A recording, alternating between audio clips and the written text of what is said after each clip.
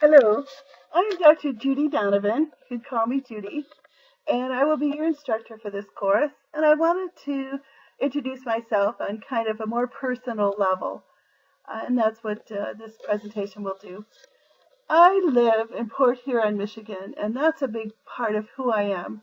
Port Huron is located at the base of Lake Huron, one of the Great Lakes, and we are right across the river, right across just a little stretch of river from Canada. So if you look in this picture, you can see Canada from our house, and you also can see our boat, which we are learning to use, and it is shrink wrapped right now for the winter. It's covered in this white plastic to protect it. This is another view of that's Canada across the river, and this is some of the snow we had last year. It was unbelievable. It was so much, so it's really piled up on the balcony. And this is another picture of the snow I thought was so cool. It just hung around like this for a really long time. I kept waiting for it to break and fall, and it just stayed like that. So I really enjoyed that last year. And here's another view. This is where the river's all frozen. You can see the ice. There's very few clear patches. One of the clear patches, though, is this little circular patch with all the dark spots. And that's one of the few areas on the river that stays open for the entire winter, and I have no idea why. There is a stretch of water over toward Canada that's open right now, but that's because a tug just went by an icebreaker and cleared the shipping lane for the freighters. But this patch over here on the right-hand side, that's open all winter, so that makes for some interesting duck viewing for us. And here it is up close. You can see all the ducks that hang out there in the winter. Now these two spots are something else. I must have made 10 phone calls when I saw them. These are eagles, and they generally live about 20 miles south down the river toward Detroit. But because the river was so frozen last year, they came up to our area because we had some open water.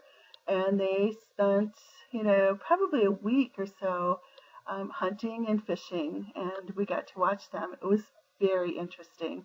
We saw them catching fish, and we also saw them catch and eat a seagull, which did not go over well with the seagull population. In fact, after that, whenever the eagles approached a group of seagulls, there was a lot of raucous cawing and complaining, and they actually kind of drove the eagle off. I mean, it was interesting to watch. These are our seagulls, of which we have many, and they now are surfing on a piece of glass, a piece of ice that looks like glass.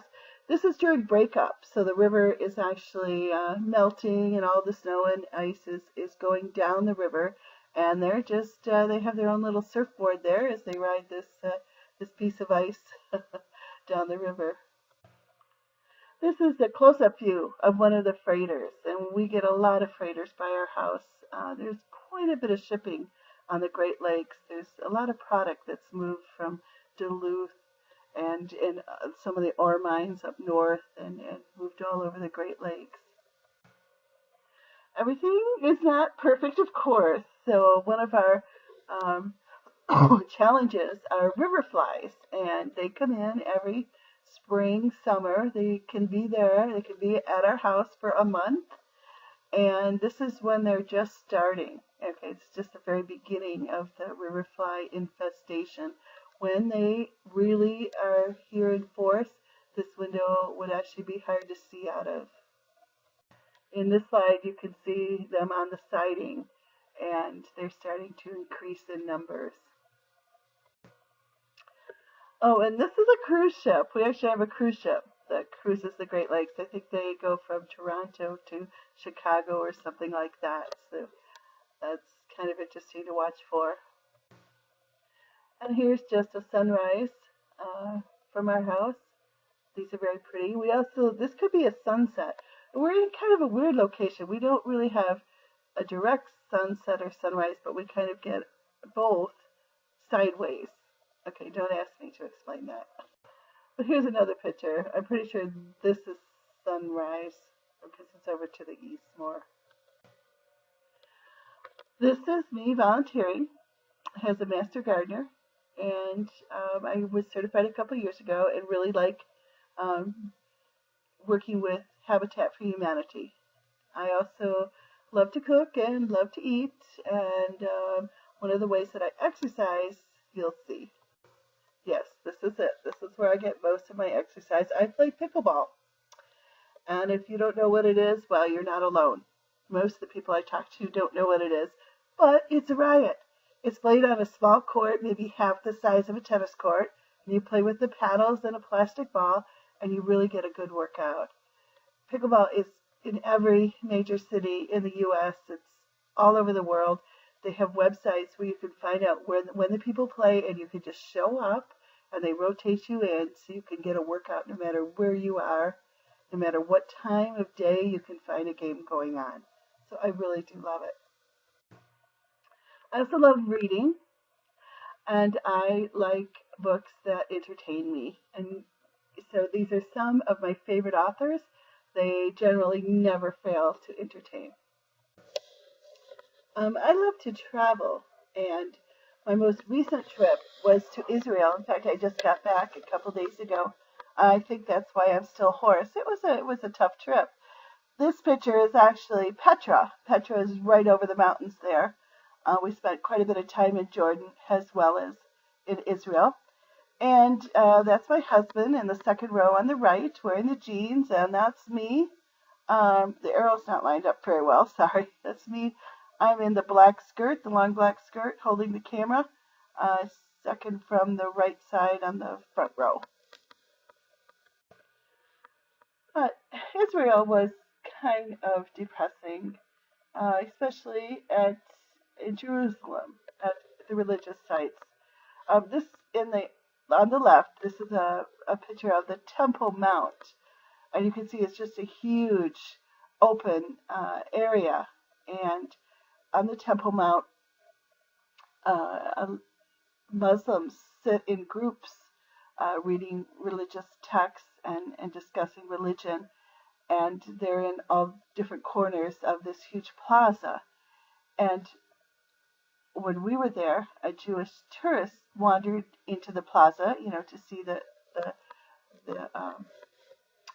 temples, the mosques, and it galvanized all these groups of Muslims, and they stood up, and each group began marching around the plaza, chanting out loud, quite loudly, and it was a very tense situation until the Jewish tourists left the plaza. But on the picture on the right, this took place in November. This didn't take place while we were there. It was about a month before we were there. And this is a protest because an Orthodox Jewish group attacked the mosque at the Temple Mount. And this is a protest over that. So there was a lot of tension at all the different border crossings between the different religious groups. Let me first talk about this. New Year's Eve. We were there for New Year's Eve, and there was no New Year's Eve. Very few Christmas decorations up. But New Year's Eve was specifically banned in Israel. They were not allowed, the Jews were not allowed to have any kind of parties. And it was extremely quiet in Jerusalem where we were. I did want to tell you about a different trip. We went to Ecuador the year before, and just as a contrast, New Year's Eve was a hoot. Here's a picture, not of a demonstration, but they are actually burning these dummies that they make out of paper mache, and the dummies symbolize the old year, and they could be of all kinds of things. They could be of people. They could be of, we saw some of Bart Simpson, we saw some of Superman and different heroes. They spend a lot of time making these effigies, these dummies, and then they burn them at midnight. And so that's kind of symbolizing the end of the old year and the beginning of the new. And there's another tradition. A lot of young men dress up as the widows. So they wear mini skirts and wigs and high heels, and they go into the streets and they collect money for the widow's funeral. And this is actually money for the New Year's Eve party. So when you go down the street, they'll quickly run out and barricade. You know, we were coming in on a bus into Quito. Then they do a quick barricade and go up to the driver and ask for, you know, just pennies. And I'll show you some pictures of some of these goings on. So these were some of the dummies, the effigies that were for sale all along the streets of Quito.